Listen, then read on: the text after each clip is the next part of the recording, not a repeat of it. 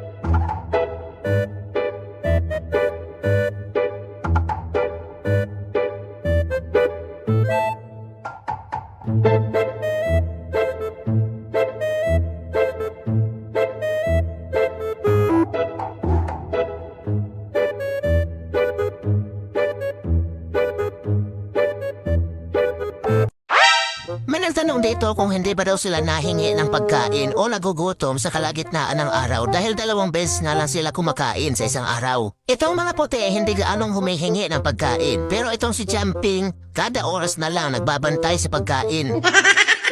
Laging nagbabantay kay tao, akala mo hindi pinapakain. Binibigyan ko rin sila ng snack sa tanghali o kaya pagkagising nila sa hapon.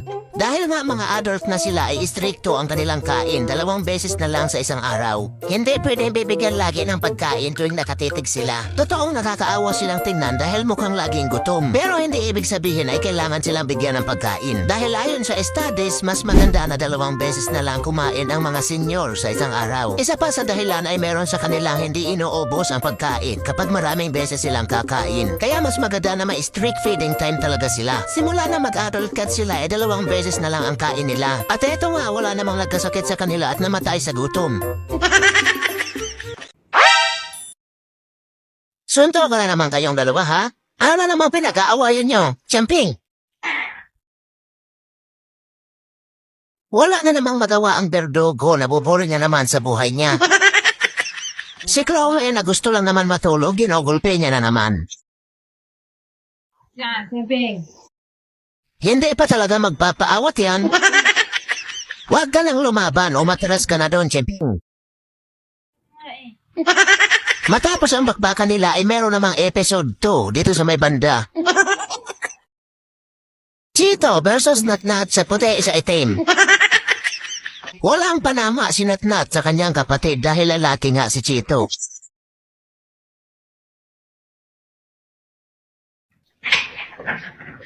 Napapadalas na nga ang panggugulpi ni Chito at napakaligalig niya na rin.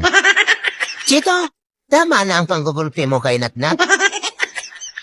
Kita mo at hindi pa titigil yan.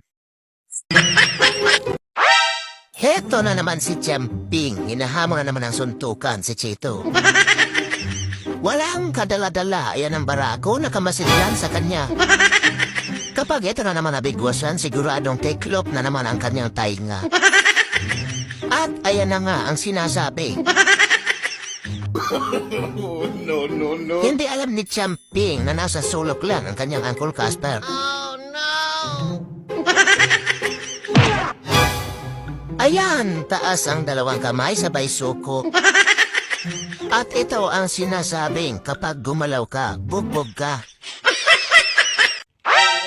Nat, halika na. Oras na ng pagtulog, baba na dyan. Pasok na doon sa tulugan niyo. Halika na. Oras na ng pagtulog, anong petsa na?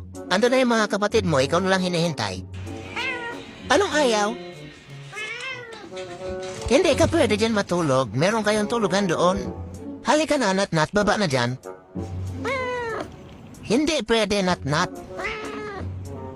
Mamaya mga istorbo ka sa mga tulog. Para kadlakad ka. Anong kinakahig mo dyan? Halika na, bumaba ka na roon, Nat. Ayun na yung dalawang mong kapatid, o hinihintay ka na.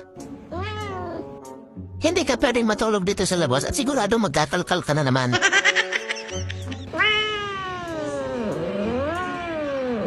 Isa.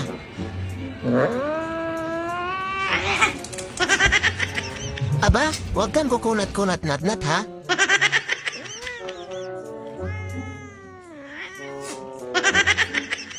Hinihintay ka na ng dalawang mong kapatid, o kanina pa? Ang daddy pero hindi na makatulog sa iyo. Natatalit natin naman.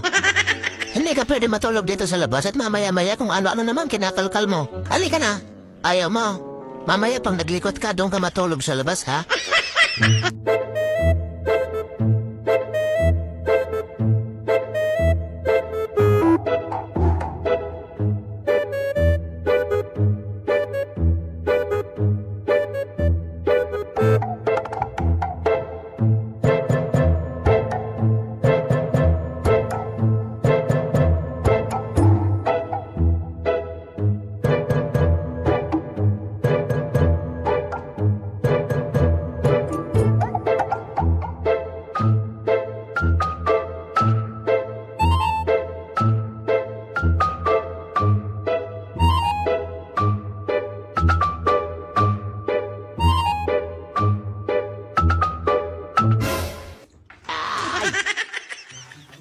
Jessica, ano na naman ang nilalaro nyo?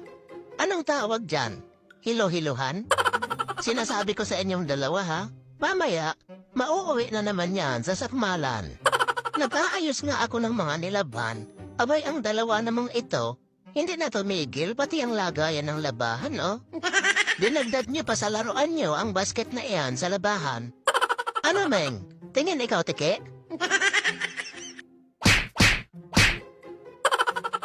Aba, Casper, huwag kang patapik-tapik sa ulo niyan at pag nanggigil yan sa iyaw. Naglalaro nga lang ang dalawa at mamaya ay nauwi na naman sa bakbakan. Ay! Yan na nga ba ang sinasabi ko sa inyong dalawa? Hindi na naman kayo titigil hanggat sa hindi maubos ang mga balahibo ninyo. Ngayon ko nga lang nakita mang sakmar si Chloe. Jessica. Ang haba pa man din ng kukuneto. Lumayo na nga siya at mauubos na ang buhok sa kanyang ulo. Pero, halika na at pupunta na tayo sa veterinary at tuturukan kayo ng 4-in-1. Sakay na dito sa bag mo. Pupunta tayo sa veterinary. Ayaw ka na naman, hindi pwede at schedule mo na yan. Halika na at tanghali na, sakay na dito sa bag. Mabilis lang tayo, malapit lang ang pupuntahan. Halika na, tara na. Huwag kang paayaw-ayaw at expired na nga ang turok mo. Isang taon na ang nakalipas, oh. Gusto mo magkasakit ka? Panay pa naman ang tatas mo, nakakarating ka sa rooftop mag-isa. Halika na, alis na tayo. Huwag patigas-tigas ang ulo mo, Per. Tara na, ready na ang sasakyan mo. Sasakay ka sa broom-broom. Dalian mo na, Per. Nakahanda na yung tricycle doon. Hindi ka pwedeng paayaw-ayaw. At para sa'yo naman niya, para hindi ka magkasakit, halika na. Ayaw ka na naman? Aba, ano, ahas lang? Halika na, tara na. Aray! Heto na naman si Champing kung ano na naman ang ginagawa sa kanyang Kuya Chito. Hinahalik-halikan niya nga ang leeg nito na para bang nababakla na siya kay Chito.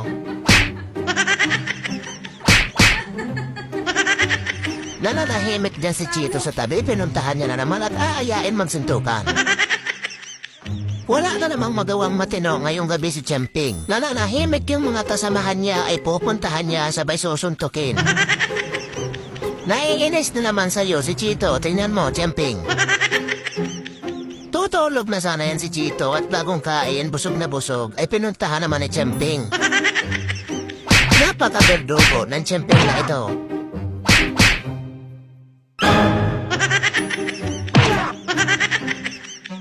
Paborito niyang kasuntukan niyan si Chito.